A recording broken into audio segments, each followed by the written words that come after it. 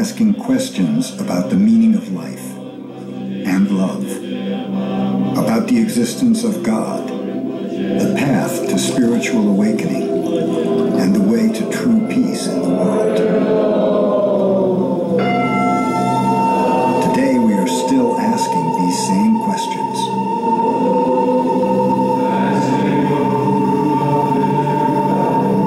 Perhaps we've been looking for answers in the wrong places. In every generation, there are people who reach out beyond the cultural and religious boundaries of their time, and even beyond the limits of their own thoughts, searching for answers to life's deepest mysteries. We call these seekers mystics. Not always religious in traditional ways, mystics seek spiritual awareness by exploring their own intimate connection with the divine. Their journey stems from the heart, and love is its driving force. Mystics dedicate their lives to experiencing a reality that the mind cannot grasp and language cannot explain. Although they may each travel different pathways, they all share the same vision of this ultimate reality. For the first time, mystics from the world's great spiritual traditions have come together to share the unifying truth that transcends all religions. They teach us how to hear this truth from a place of inner silence.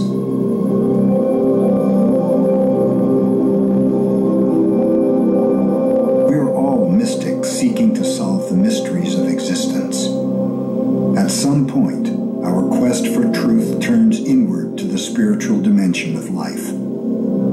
It can happen as the result of a deliberate search for a deeper reality, or it may occur spontaneously, redirecting our vision from concern with the outer world to discovering the truth that we already are, that for which we are seeking.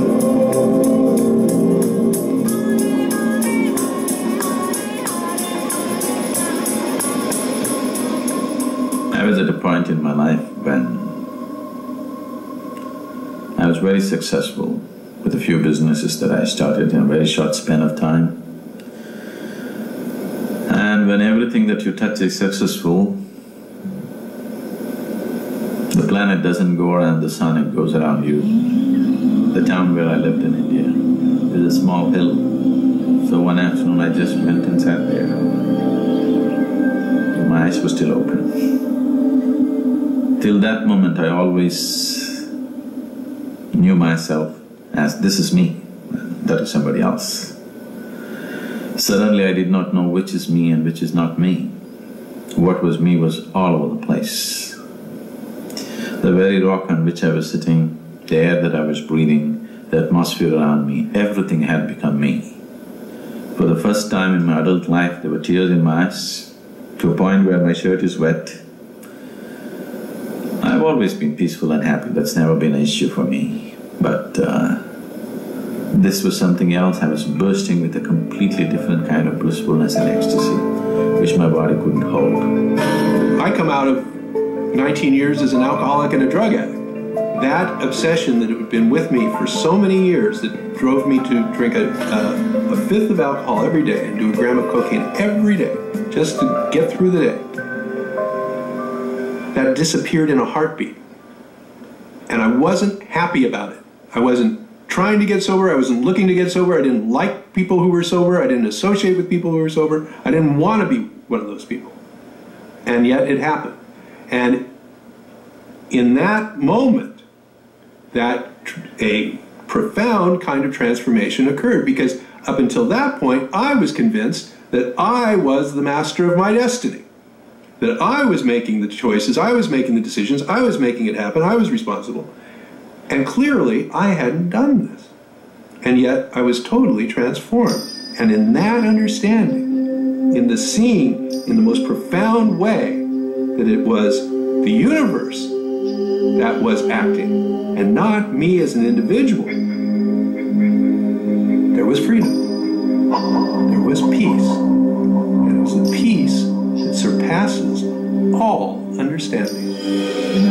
came home alone at night and looked up at the stars. So that night I had sort of reached a point of despair, and I looked up at the stars and I said, Marcel, don't kid yourself. Those stars are millions of light years away. There's no connection between me and them.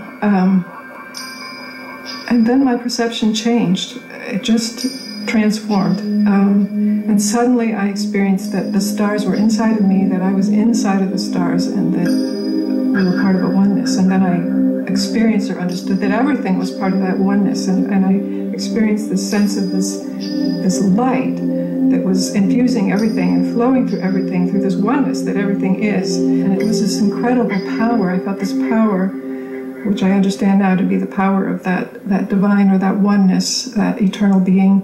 But it was a power so strong, I felt that it could heal any problem on earth, that no problem on earth was too big for this power that could heal anything.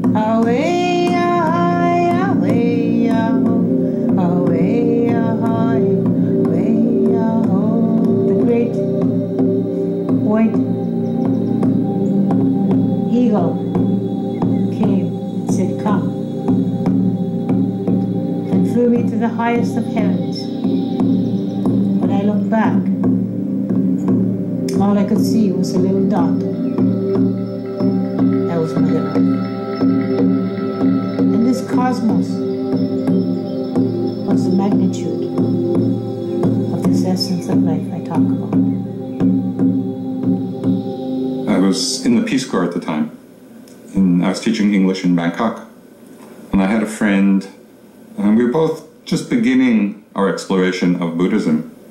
And we were just sitting in his garden one afternoon, and he was reading from a Tibetan text called the Tibetan Book of the Great Liberation. And he was just reading the text, and I was sitting there, my mind happened to be very still and very concentrated. And in one of the lines refers to it as unborn.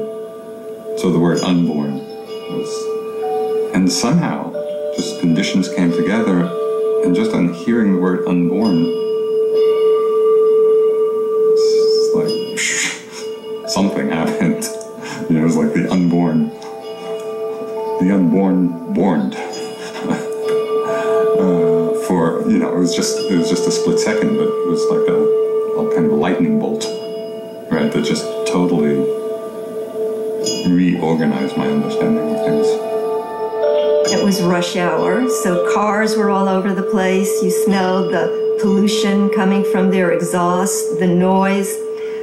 So I'm walking, and that's the scene for a few moments, and then, without any forethought on my part, without any effort whatsoever, totally unexpected, everything switched. Everything changed in an instant. The peace, the perfection, the unity, the light that is the basis and the underlying support for all of this came forward. And all the activity, the noise, the names, the forms, everything took on sort of almost like a wavy reality and shifted backwards. It was there, but it didn't really matter. What mattered, what was most present, was this peace, this unshakable peace. Everywhere I looked, everywhere, there was just peace, peace, and peace. The entire universe is pervaded by me, in that eternal form of mine which is not manifest to the senses, speaks Krishna, a deity from the Hindu tradition. Even though I am not within any creature, all creatures exist within me, although they do not exist within me physically. That is my divine mystery. How can one describe the indescribable? In the mystical view of reality, the distinction between self and other disappears. Where physical and perceptual boundaries previously existed, there remains only wholeness and unity. Siddhartha Gautama, an Indian prince known as the Buddha, taught that ultimate freedom is not outside ourselves. It is not only within us, but it is our very nature.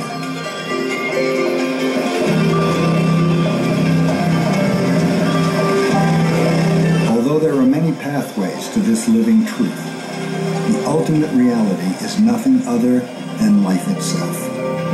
It is an experience available to each of us this very moment.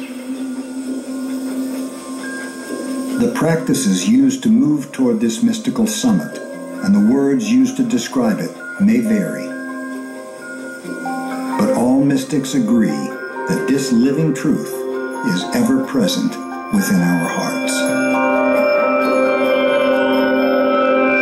There's a sense of unity with all that is, that there is a sense of union with everything, and it is the most extraordinary and exalted of human experiences. Even though the mystic paths are living within the traditional religion, they go beyond it. They have much more of an understanding of their unity because they are addressing the human heart. When I speak of mysticism, I mean the experience. It's always an experience. It's not just something to talk about or read about. It's an experience, and it is an experience of unity and communion, and a communion with ultimate reality. I mean, it's a loose term, like many spiritual terms. But what it means is that dimension of our being which is transcendent, which is utterly unlimited, which is outside of time, outside of the realm of form, outside of any kind of duality. The way I would use the word would be one which leads to at least an intuition, if not a full awakening to that transcendent quality of our own being. For me, it means a non-conceptual experience which is direct and intuitive and not mediated by reason or reflection, and which often is contrary to things that we previously believed or took for granted. Whether we know it or not, we're always that creative source. We can't be anything else. Not only we can't be anything else, there's nothing else. There seems to be a direct experience with something that is luminous and expansive and has no boundaries. And there seems to be some aspect of the human mind when we are able to drop our thoughts and just simply be with what is, there seems to be some kind of commonality that crosses over all traditional lines. Once you get to the mystical level, you go beyond the differences that the different scriptures or dogmas or traditions present. You go to the underlying unity. At that time, we don't have a discursive mind around, and we don't even have an ego around. It is not something that you attain. It is something that you merge with. It is something that you become. We are talking about an experience in which the I-ness of man has totally disappeared, and therefore he doesn't talk about himself or anything else but God. He doesn't see anything else but God.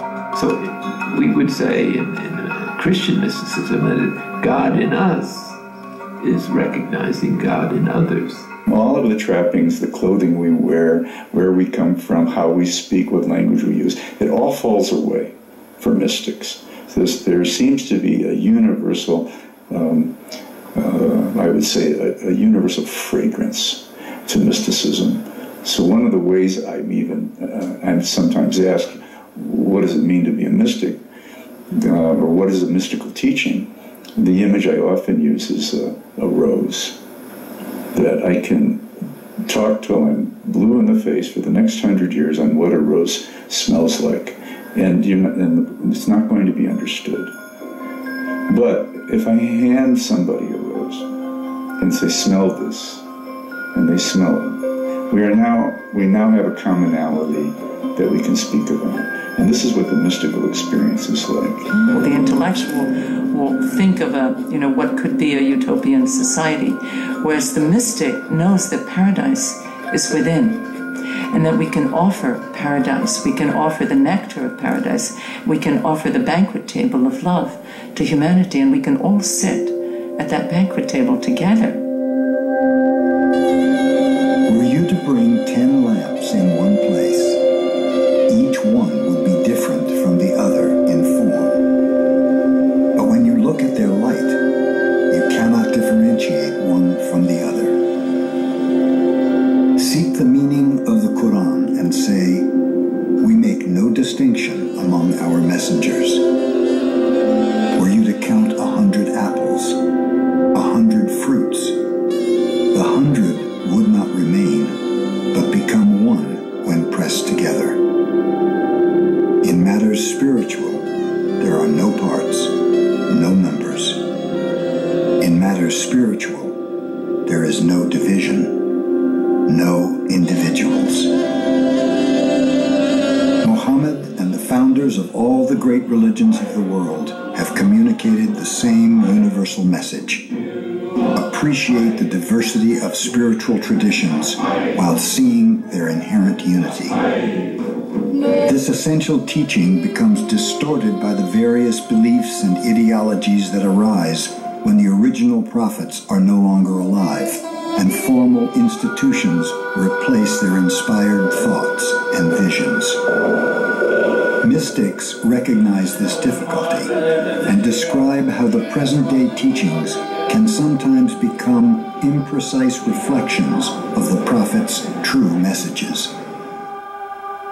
Today, I would say that the two biggest issues that we face are religious warfare and intolerance, and you might say the fundamentalist attitude within which most religions have, or at least some people within them have that attitude of, I am right, everybody else is wrong, this is the only way, and I will kill you or immobilize you if you don't believe this.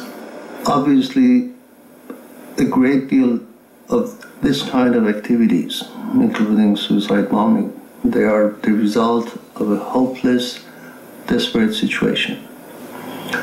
A great deal of that, of course, is just product of ignorance and prejudice. Particularly in the case of Islam, suicide is considered a capital sin because it is believed that only God gives you life and only God can take it away. Suicide bombing has no religious justification whatsoever. As far as the Quran is concerned, there is no even slight allusion to actions like that. I think if you ask Jesus, if you ask Buddha, if you ask the great saints and sages, they're not going to tell you, go kill people. That's what I want you to do.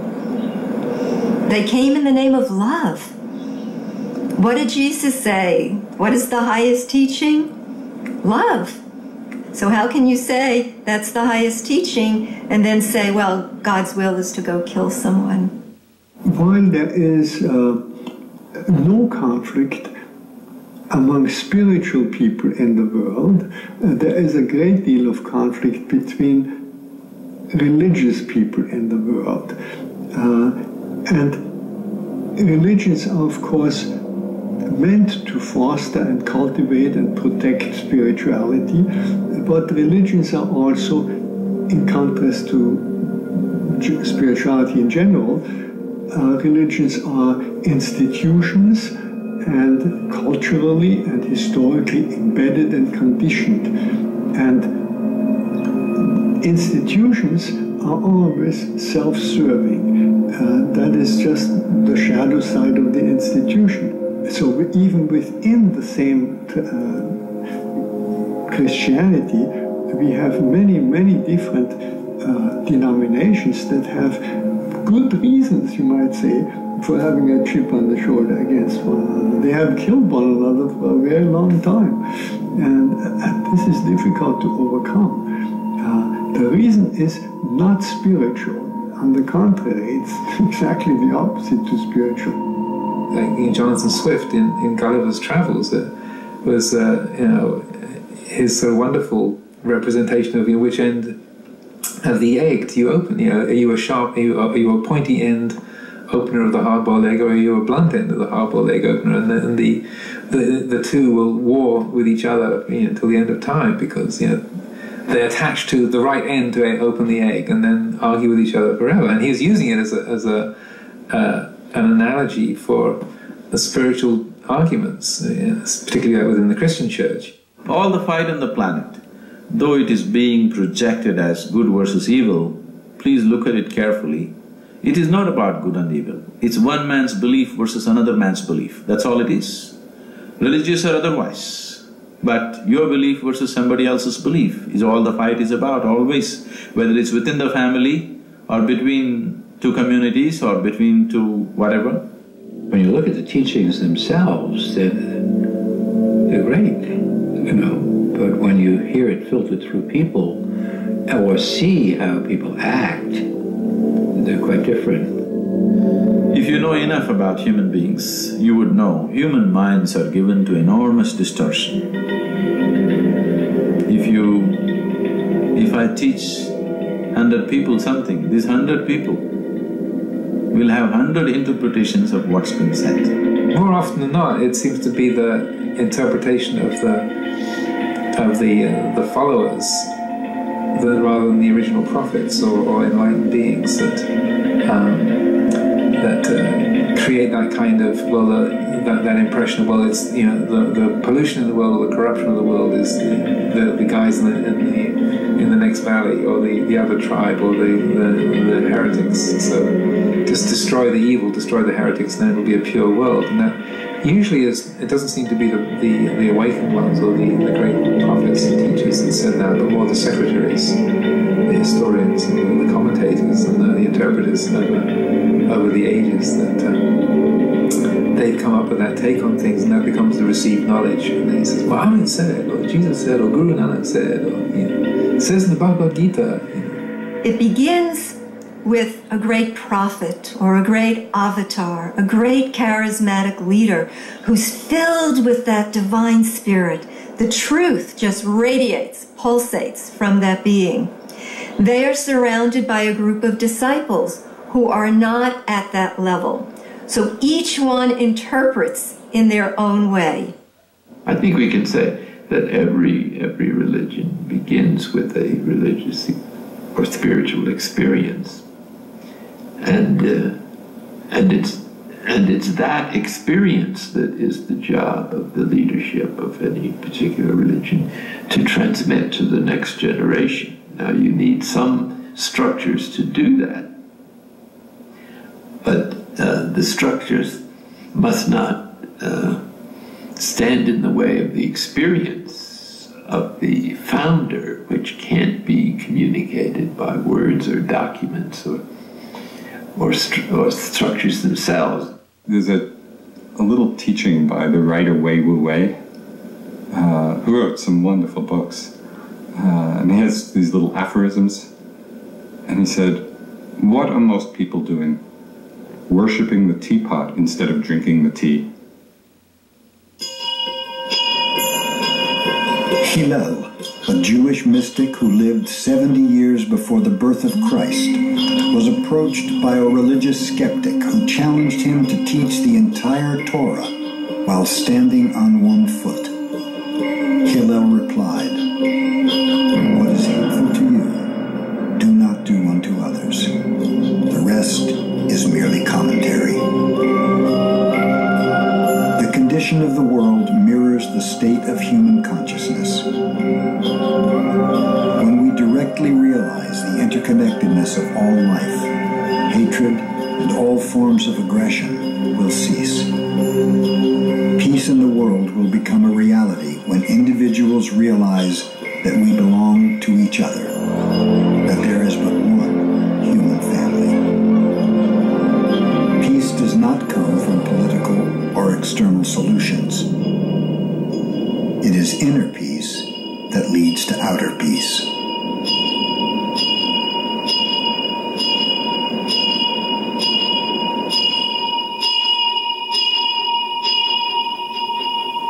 The need of the hour, what everyone is clamoring for, is peace. And they're looking to politicians, they're looking to people who don't have that peace within to somehow negotiate it for us, or to somehow guarantee it through treaties or win it on war fields. It's not going to happen.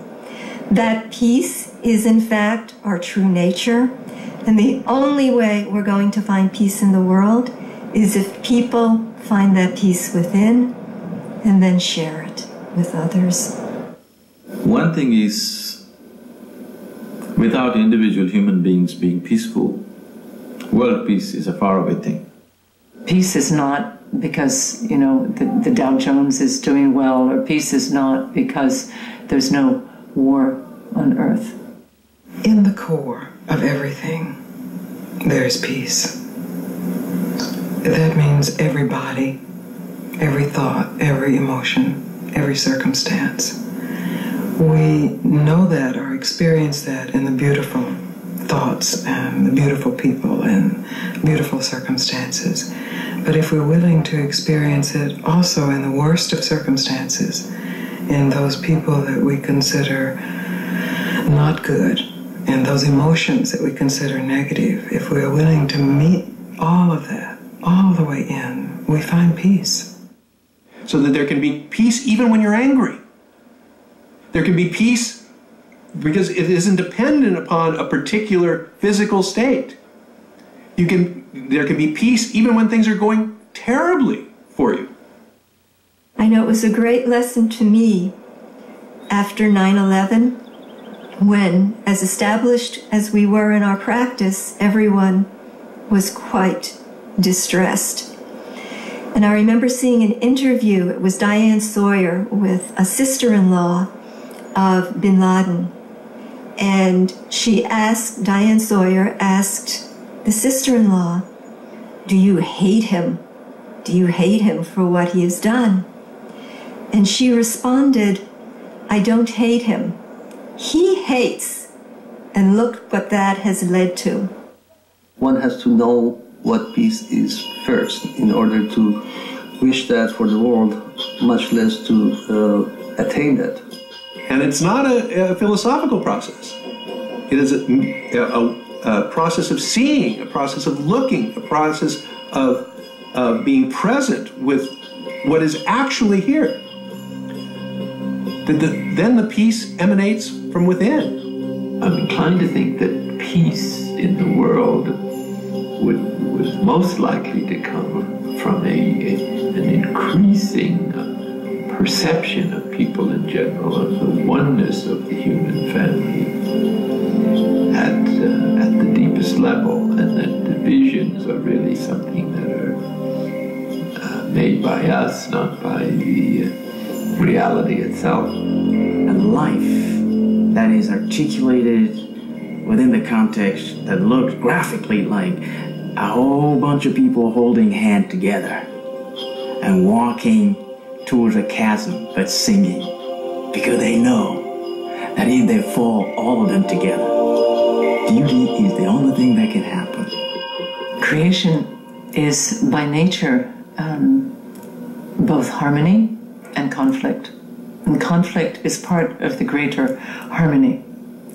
The role of teachers, of leaders, guides, parents, should be to guide the conflict into harmony. It's not that conflict will not appear. It will always appear. But the role of one who's been invested with authority should be toward balance and toward peace and harmony. Right now we have, for the first time on this planet, we have the necessary resources and technology and everything possible, food and everything, so that the whole humanity can live well. Never before this possibility was there. For the first time we have it. Are we going to make it happen, or are we going to use this as a power to exploit everybody else? Just depends on who is leading the world. We need to acknowledge the tremendous impact of people in the leadership roles and choose people for leadership roles who have the capacity and the understanding and the wisdom and the compassion to lead in a way that will bring about more peace in the world. If a few key leaders, if just 25 people on this planet, the top leaders in the world, 25 people, if we transform them even 10% in their minds and hearts, I think the wars can just stop. Just 25 people. I know that we want enlightened leaders, but I don't think we can wait for enlightened leaders. That we as ordinary people can take responsibility for finding where we are at war and being willing to stop that war and recognize the capacity for peace. War is simply an expression of human friction. That expression can vary, and it doesn't have to be all-out warfare. We can have many constructive expressions of human conflicts with one another. War is more of a statement of absence than the statement of presence. Absence of care, absence of love, absence of community, absence of sense of family and village.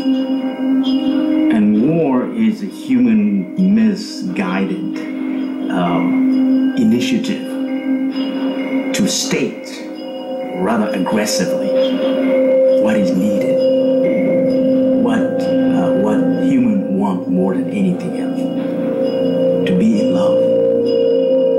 One of the great keys, I would say, to creating peace in the world is again gratitude. If we are grateful to one another for the contributions that each one makes to the world, we will have a completely different attitude to the others. If we are grateful to other people, for instance, other nations, other cultures, we will have a completely different attitude. We will not be tempted to make war on them. We will not even have time to make war on them because we'll be so busy cultivating that bond that we have with one another. There's no Chinese anger, and there's no American greed, and there's no Indian love. Right? These are universal qualities of mind, and they work in the same way in all people. And so freeing, and the nature of awareness, the nature of consciousness, that which knows different experience, is the same in all people. What I see is that aggression and hatred and fear are not of the nature of that primordial ground. It's not the nature of our essential nature. It is not part of the perfection.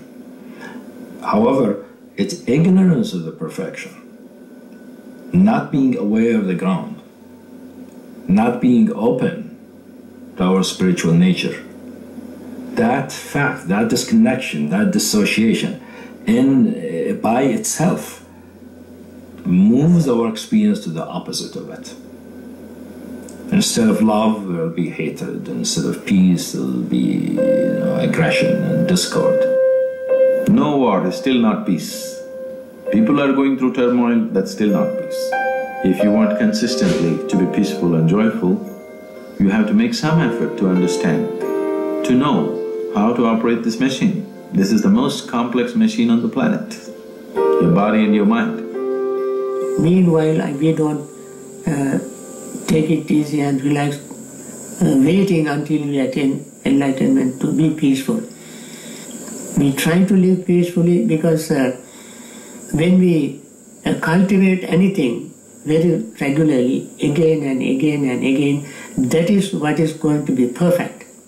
Once in a while you get a marvelous experience of the unity of the human race. For instance, when they went to the moon and they had this exciting countdown as this spacecraft descended to the surface of the moon.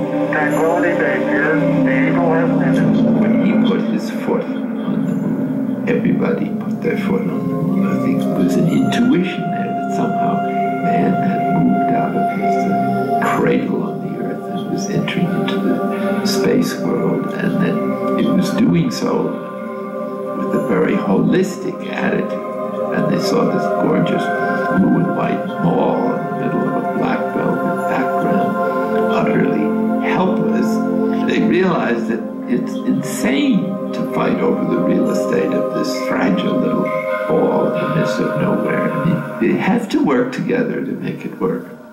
The most effective way is to deal with one person at a time. One person's consciousness, first of all, affects the other people in the room. So that may just be one other person. And that person will influence another person, and that person will influence another person. One person can change 2% is good. Then 2% can change another 2%, become 4. And 4% can change 8%. You keep influencing 10 people in your life, and these 10 will produce 100 people, this 100 will produce 1,000 people. Like that, it will spread very gradually, naturally. But the deep, real thing grows very slowly. It takes a root. Roots must go deep down into the ground in order to make it very strong and powerful and effective. And so in the end, world become peace. World become peace. So from the point of view of one person who perceives deeply, sees deeply into the unconditioned nature of the human heart, that experience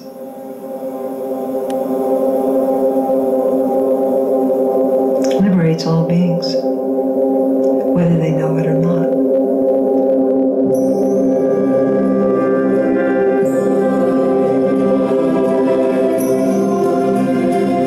Mystics view all life as being interconnected and interdependent. Love is the glue that holds it all together. When Jesus said, "Love thy neighbor as thyself," he meant each of us is part of an integral whole. Our neighbor is truly a part of who we are. With this realization, the division between self and other disappears. All that remains is an open heart.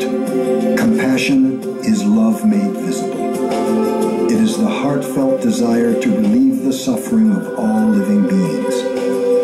It arises naturally when we realize our inherent unity, rather than focusing on what separates us. Rumi defines love as that essence which makes thorns into flowers, which transforms bitter vinegar into sweet wine. Love is that essence that transforms a devil into an angel. And what better definition than this for love? One of the things that I say about love, which is so simple, is that the only way it works is by giving it. And it can never be banked. I love to try to speak about love.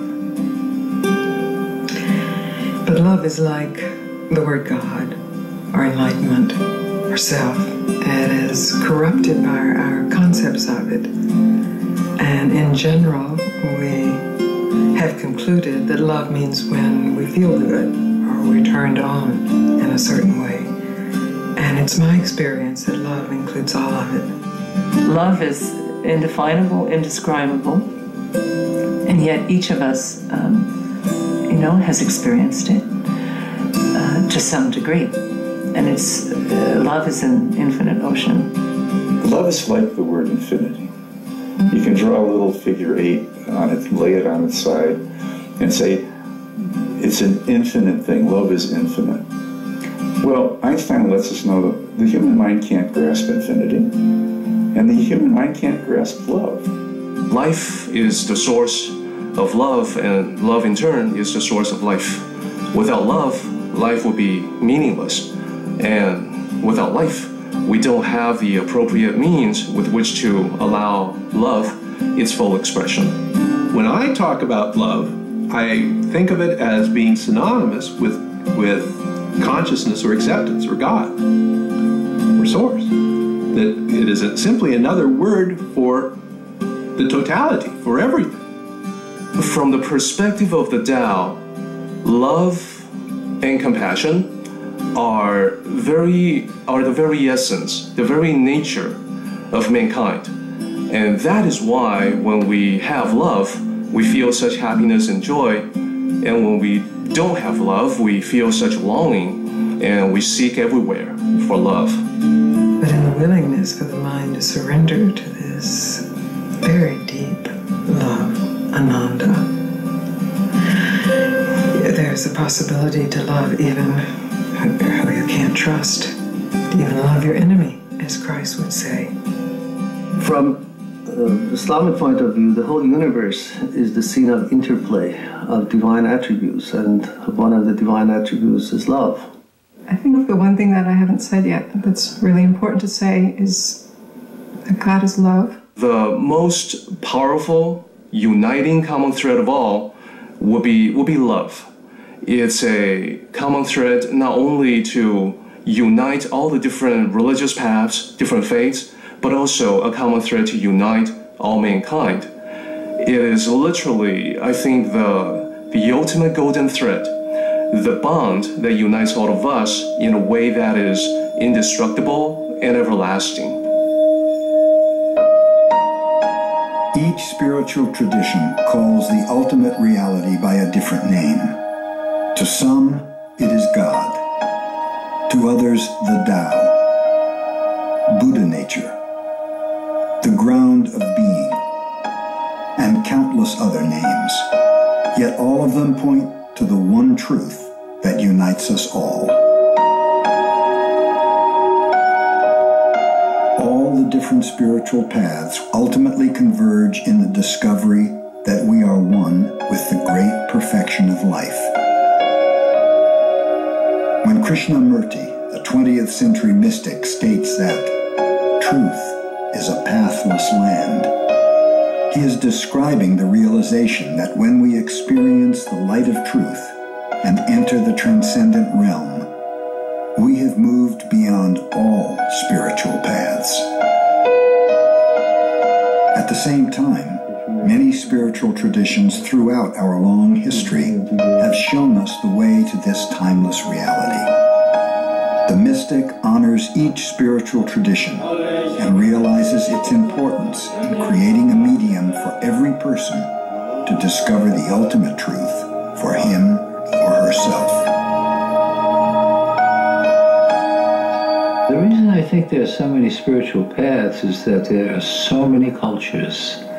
And that's the beauty of the whole thing. You see, I think that's the key to appreciating the fact that we should approach other spiritual traditions with a spirit of openness, receptivity, and shouldn't argue them, shouldn't try to justify our own and find them wrong, because all of those traditions have arose because of circumstances, because of time, place, position, and degree. What Judaism was doing at that period of time in history was addressing the problems that needed to be addressed, and the reason it survived to this day was it works. Catholicism, it works. Protestantism, it works. Buddhism, it works. And originally human cultures evolved as part of a natural ecosystem, part of a natural bioregion. And the cultures that evolved in part evolved out of that natural harmony or relationship between nature and human culture, human groups. So it evolved to a tremendous diversity, very much like the biodiversity that you find all over Mother Earth. We have almost all the sacred traditions in this country now, and that's a phenomenon that has come about in the last 20, 25, 30, 40 years. It's extraordinary, you know, how the teachers have come to this land to educate people, to plant the seeds here, because why? Because divine destiny has some plan here, clearly, you know, otherwise it would not be happening. So now, for the first time in history, the teachers, major teachers of the world religions and paths are able to speak to each other at a level never before possible. I also think that no one tradition sort of understands the whole story, and that each tradition understands to some extent or another something wonderful about the divine and about spiritual life and spiritual reality, but not the whole picture. And so that as we come to understand all the different religions, we get a fuller and fuller picture of the divine reality and spiritual life. The many birds in the air, they all have their own songs. I've yet to see a crow sing an eagle song, you know. They don't intertwine, like they don't share their songs, because that's a song that was given to them from time immemorial. And that's why, if you are Buddhism, of course, you have path. You have enlightened path. If you think it's good for you, if you understand that, it's good for your negative emotions, good for develop your inner wealth, loving kindness, compassion, clarity, peace, happiness, and you choose that. And that's good for you. And that's the very pure path for you. And so you don't have to worry about another religion. But you're not allowed to say other religion is wrong. I know my teacher, Swami Satchidananda, used to say, it would be ridiculous if you thought about food and you went to a gathering and a group of people got up and said, pasta is the only food that we should eat. It's the only thing to satisfy hunger. Or another person got up and said, no, pudding is the way. Pudding is the only way. And then the salad people got up and said, no, salad, vegan, that's the only way to go. We would know it was ridiculous. Yet we do that exact thing in the name of religion. The transport that we look for is what we might call spiritual path, religious affiliation, whatever it is. You know, people given any destination can, depending on what is available, choose to go there by bike, choose to walk there, choose to ride there, or fly there. For Dagara people, my people, what we choose as means of transport to get down to that essence is indeed what nature, the natural world, is offering. I think one of the reasons there are so many different religions in the world, I think the reason was expressed by the Buddha when he said that he sees nothing more varied than the quality of people's minds. Some of my students have been cooking during Ramadan so that people who fast during the day shouldn't have to cook while they're hungry. These are the kind of things that only happen when we appreciate each other's calendar and say, not that the others are bad like we said in the medieval period, but to say everybody in this whole world has something to contribute. At one of these conferences, it was held at Gethsemane Abbey in Kentucky, which is where Thomas Merton, had lived and been a hermit and wrote.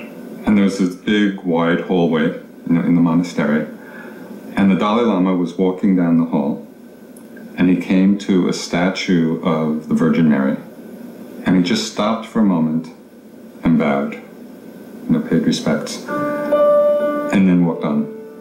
And he didn't know, His Holiness didn't know anybody was watching. It was just a completely spontaneous, heartfelt gesture of respect, for what the Virgin Mary symbolizes.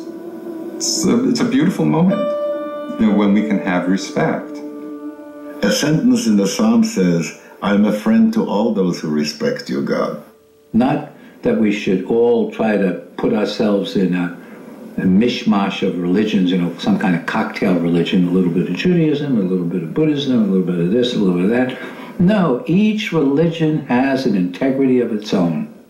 And those of us who are called to spiritual life, it's almost like there's a responsibility to really go deep in our practice, exemplify it, and carry that torch high so that others can be inspired. Not that we preach, not that we try to impose our way, but the torch of unity, of peace, of brotherhood. I think it's the most important thing we can do today, especially today when we have the capacity to utterly destroy one another. So how can the religions come together themselves and make peace? Because they are often the source of conflict. And for one, I would say, if they would listen more to their own mystical tradition, if they would hearken to the teachers who are alive at the time, who were teaching within their tradition, but from the point of view of, you know, the inner sacred, the human, the temple. I think that would enlighten the religious traditions. It's interesting because Islam, in the Book of Quran, which calls itself a universal book of wisdom and love, has a wonderful model for that. In fact, it says that all the traditions are true, and it says even that you can only be a true Muslim, a true believer, if you believe them all. Isn't it true that you have to go, that at the highest level there is only one? My response is the word universe. One direction is toward the one, that's the uni. The other one is the verse, toward diversity. There's only one ultimate truth, and that's God. It's called by different names in different traditions.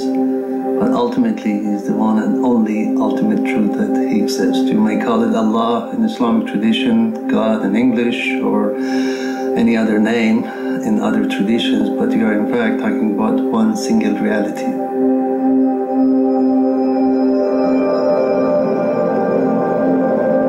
Wisdom says, I am nothing. Love says that I am everything. Between the two, my life moves. These words of Nisargadatta, a Hindu mystic, reflect the understanding necessary for a deep spiritual transformation to occur. The beginning of wisdom is to know that we do not know. Our minds are limited to those things that can be compared or contrasted. The one ultimate truth lies beyond the grasp of the mind. The beginning of love is to know that we are the other. True love knows no boundaries and illuminates everyone's heart. The beginning of peace is to find it within ourselves. It is our own inner peace that leads to peace within the world.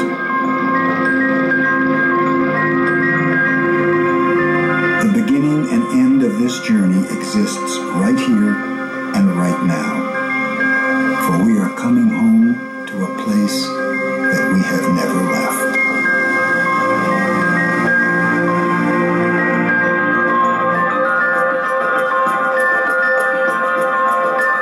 If you genuinely want to seek, the most fundamental thing is that you should know that you do not know. The minute you say, I've got it, guaranteed you've missed it.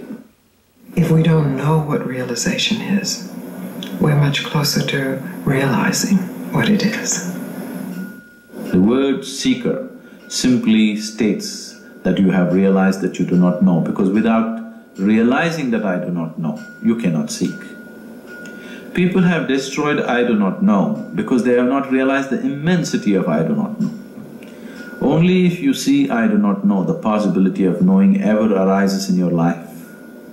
If you destroy I do not know, you destroy all possibilities of knowing. There are many words in different traditions pointing to the deeper reality of the true self. The Buddha was very clear about the words can only point to the truth, they can't embody it. Whether you say a Buddha or a God or whatever words you use, you're only talking around it, never it. And in Tao cultivation, we feel that it is not necessary to distinguish between these terms. All these terms are equally valid, and it doesn't matter which terms we decide to use as long as we're talking about the same thing. If we look at history, once we name God or the Tao, then it's really not God or the Tao. It's something that's actually defined by our language and our concepts of it.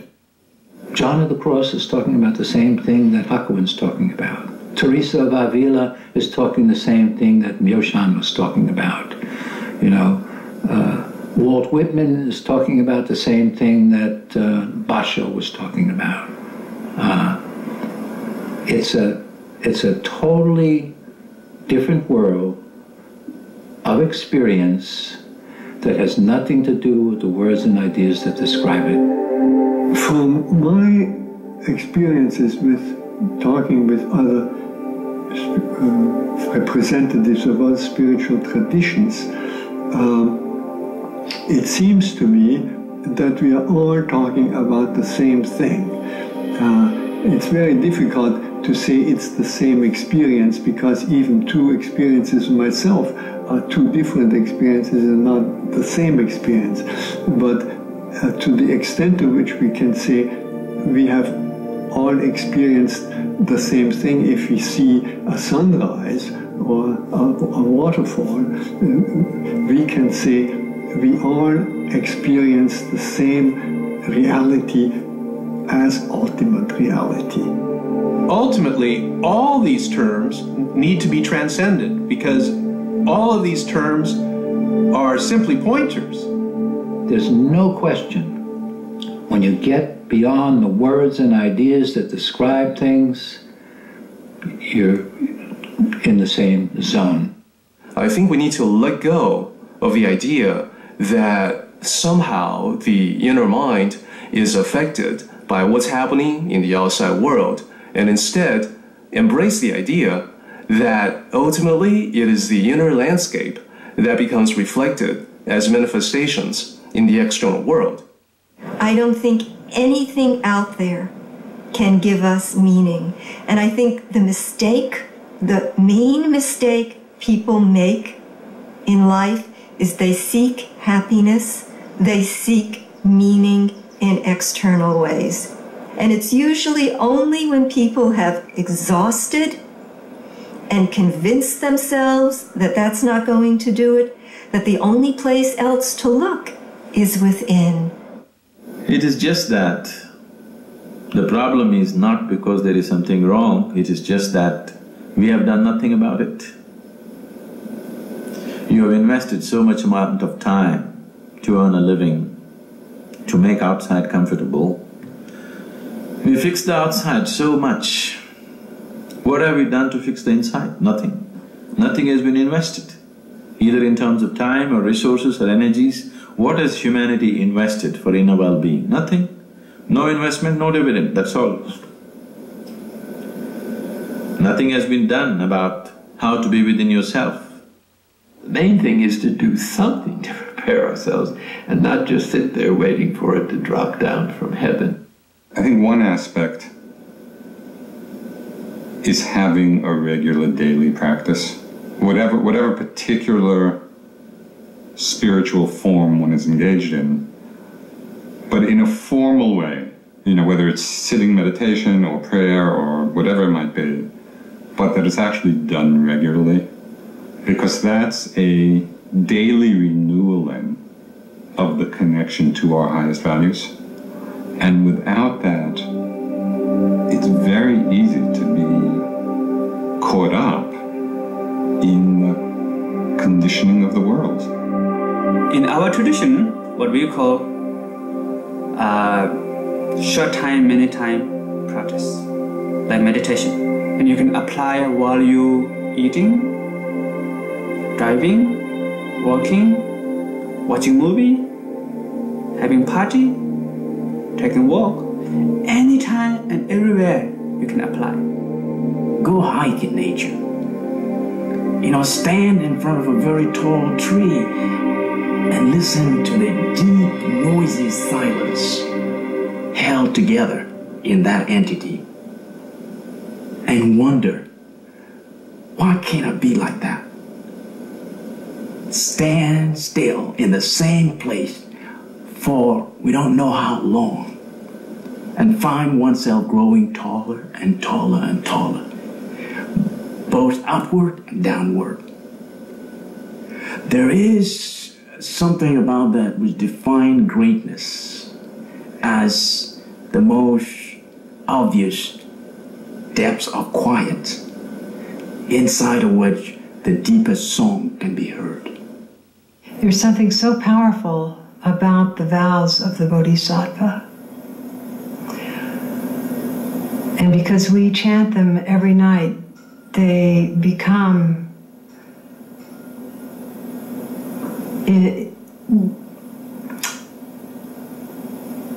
they're the sound inside you. They're the wind and the sound of the rain, and they're the crow, and they're the sound of the door being opened. And they are the door opening. We need to encourage people to think that contemplation, while it's a gift, has already been given. Hence, it's a question of awakening to this capacity and exercising it and reducing the obstacles in ourselves, which are which is called purification in classic Christian terms. If we want to understand ourselves, we have to sit down or stand up or be in some posture and observe. What is our mind doing? What are the qualities in our heart? And it's only out of that understanding that a sense of meaning begins to emerge and we actually are fulfilled in it. Nowadays, in many ways, it's a lot more difficult because there are so many more distractions than, say, 10 centuries ago. But nonetheless, I believe reward is equally greater. It was not very difficult to be a pious person 10 centuries ago.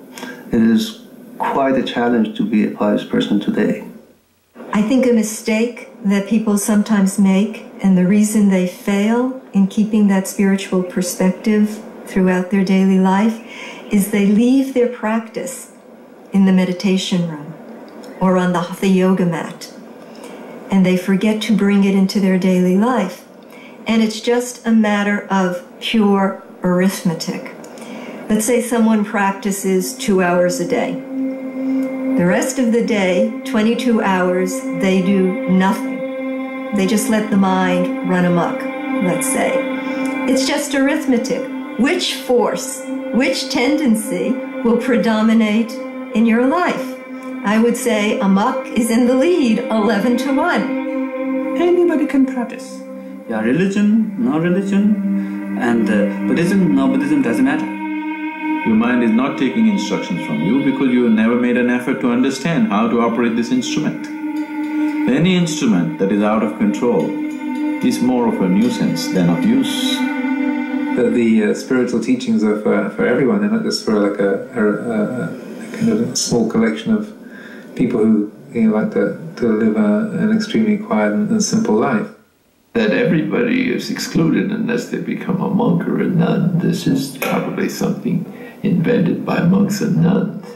For the teachings to be useful, to be really effective, then it's important to recognize that they are essentially practical tools to work with our life. And they're accessible, they're things that we can apply throughout our days. A thought can arise, thoughts arise, just on their own. And in the normal course, we follow them. We then build on that thought into the 10,000 thoughts. But if we can recognize a thought is arising,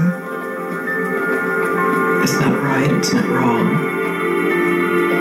and we have the choice in that moment, just a split second, just to open and let that thought disappear back to where it came from. It takes a lot of honesty, it takes a lot of courage, to be willing to look into one's own mind, one's own heart, and take a very honest look at what is actually there.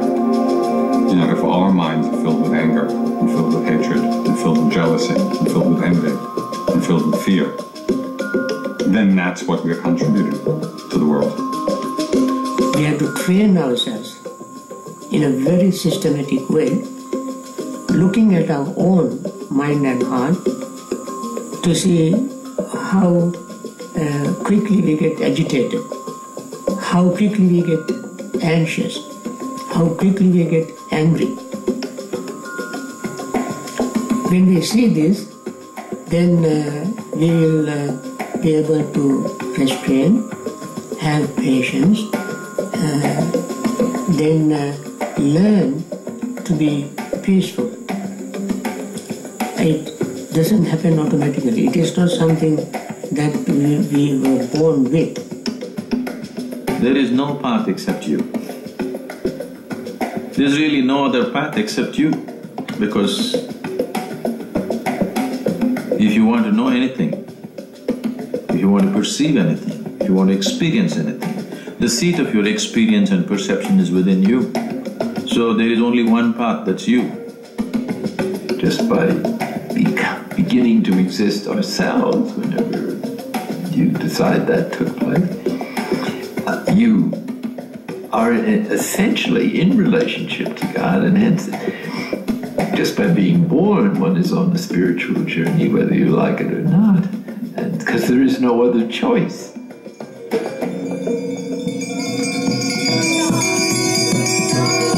For centuries, seekers have traversed the globe in search of individuals who could provide the answers to life's mysteries. We have heard mystics from the world's great spiritual traditions directly address these questions, sharing their wisdom and their loving hearts. They encourage us to look beyond our apparent differences, to realize the one truth that unites us all, and most importantly, to manifest that truth in our daily lives. My message for humanity is that every single person can find God within, can find happiness within, and that every person can sit down at the banquet table of love. Refrain from that which is harmful and do your best to purify your heart, free the heart from all greed, hatred, and delusion, and awaken to that divine, pure, perfect, infinite quality that's within you. You have to help others. Your life, in order to become your life meaningful, you do something for others. You do something for others to help people around you, to help the world as much as you can. There is a divine reality, that we are all part of that reality, that we are, that conscious communication and communion is available to guide our lives, to guide the lives of humanity, that if we were not afraid of that, if we open to that, if we learn to pay attention to that, we could live in harmony and peace with one another. The most important thing that I want to tell anybody who is willing to hear it, something that will help the world, I would say, stop being fearful and try to help everybody whom you meet to be less fearful. That is the most important thing. It's not to think about it, to talk about it, to pretend about it, but to live it. There's something behind it all. There's something that we can all sense, a certain presence, a certain force that is behind the working of everything. There is only one power. When we think of ourselves as limited, then we think it's our power. But there is only one source, one great energy moving through us all. We are all children of one God. Therefore, let's get to know each other. And instead of killing each other, love each other and understand each other. Every human being should strive to know himself, not psychologically, not intellectually, existentially, experientially. To know this piece of life absolutely is most important. What I will say more than anything else is to be as sincere as possible, as ruthlessly sincere, heartfully sincere as possible with oneself, to really know the truth for yourself about yourself, about your life. Look as deep in your heart as possible and find out what is really going on. Who you are, what is reality, what is life, what is the meaning of life. Trust who you really are. This silent, open awareness. And mysteriously, that leads you to exactly where you must be to discover a deeper trust that includes what we call other. We should appreciate each other. We should learn from each other. We should interact with each other. We should love each other, because this is the only world we've got. Is it possible for an entire human race to open their eyes and look at each other, seeing gifts everywhere? Let's start with the gift of love. It has no market value right now.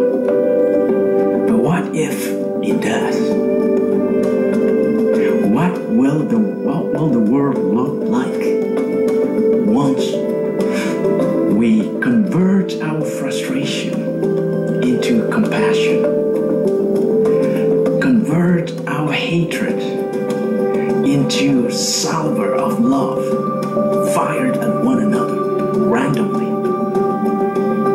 What if we invade or entertain the spirit of invading each other with peace?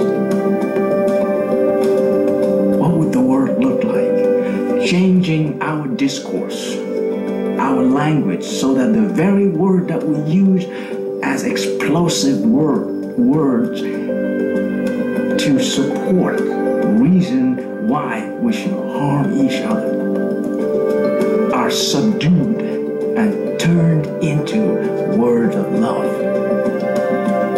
That when you hate someone, send that someone a love poem and see how that person reacts.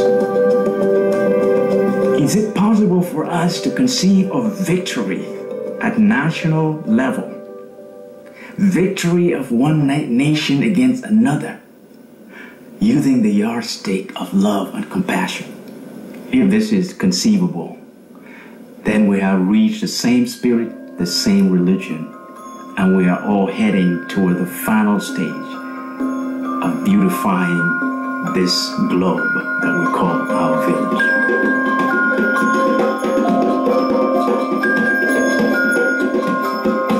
In the end, we are all mystics. We all share the longing to realize our divine nature. We need only to look within our hearts and listen deeply so that we too can join the conversation and speak with one voice.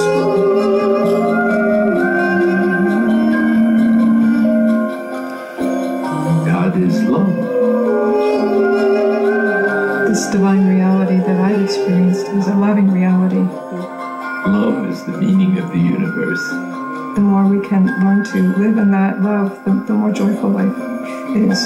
Be as sincere as possible, as ruthlessly sincere with oneself, to really know the truth for yourself, about your life. We must all walk the path of the Tao. And this Tao is not specific to Taoism. It is the way. It can be the way of Christianity, the way of Islam, the way of Buddhism. Whatever that is, believe in any tradition, any religious institution, but believe in something.